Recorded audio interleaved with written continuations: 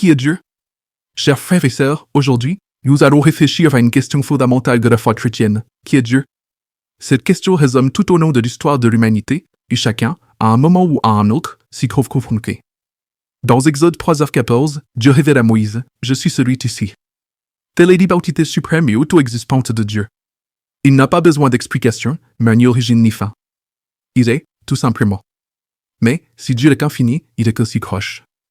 Comme le Munkrakt 17h28, en lui nous avons la vie, le mouvement il est. Il n'est pas un Dieu distant, il désire une relation intime avec nous. Aujourd'hui, en nous appuyant sur la parole de Dieu, nous explorons trois grandes vérités sur qui est Dieu et comment cela transforme nos vies. 1. Dieu est le créateur et le soutien de toutes choses. La Bible s'ouvre avec Genèse 1. Au commencement, Dieu créa les cieux et la terre. L'univers n'est pas le fruit du hasard. Il a été créé et est soutenu par le Seigneur. La souveraineté de Dieu se manifeste dans la création et la gouvernance du monde. Rien n'arrive en dehors de son contrôle.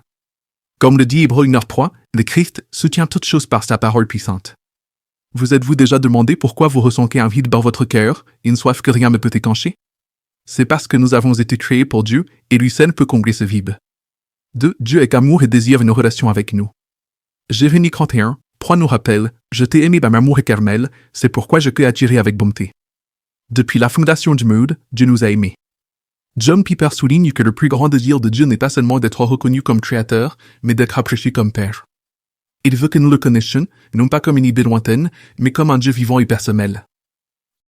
Jean 3h16 déclare, « Car Dieu a tant aimé le monde qu'il a donné son Fils unique, afin que quiconque croit en lui ne périsse point, mais qu'il ait la vie éternelle. » Cet amour a été démontré à la croix. Dieu a envoyé son propre Fils, Jésus-Christ, afin que nous ayons la vie éternelle. 3. Dieu est fidèle même lorsque nous sommes infidèles. 2 Timothée 2h13 dit, « Si nous sommes infidèles, il est infidèle, car il ne peut se renier lui-même. » Nous vivons dans un monde déchu où le doute et l'incrédulité tentent d'éloigner les gens de Dieu. Mais même lorsque nous remettons en question, même lorsque nous nous détournons de lui, il reste le même. John MacArthur enseigne que la fidélité de Dieu ne dépend pas de notre réponse, mais de sa nature même. Jésus-Christ a déclaré dans Jean 14h6, « Je suis le chemin, la vérité et la vie. Il ne vient au terre que par moi. » Si nous voulons connaître Dieu, nous devons nous tourner vers Jésus, car il est la révélation parfaite du Père. Conclusion. Vous vous sentez peut-être perdu aujourd'hui, sans direction, sans savoir qui est vraiment Dieu. Mais il parle à votre cœur en cet instant. Il dit, « La porte est ouverte. Je vous attends avec amour. » Aujourd'hui, Dieu vous invite à le connaître, non seulement intellectuellement, mais aussi intimement. Il veut transformer votre vie. Si vous souhaitez donner votre vie à Jésus et accepter cette relation avec Dieu, priez cette prière avec moi. Seigneur Dieu, je reconnais que j'ai besoin de toi. Je sais que Jésus-Christ est mort pour moi et est ressuscité pour me donner la vie éternelle. Aujourd'hui, je te reçois comme mon Seigneur et Sauveur. Pardonne mes péchés, transforme ma vie et guide mes pas. Au nom de Jésus, Amen.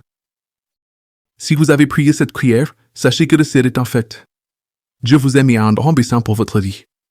Cherchez une église locale qui prêche la parole véritable et poursuivez ce chemin de foi.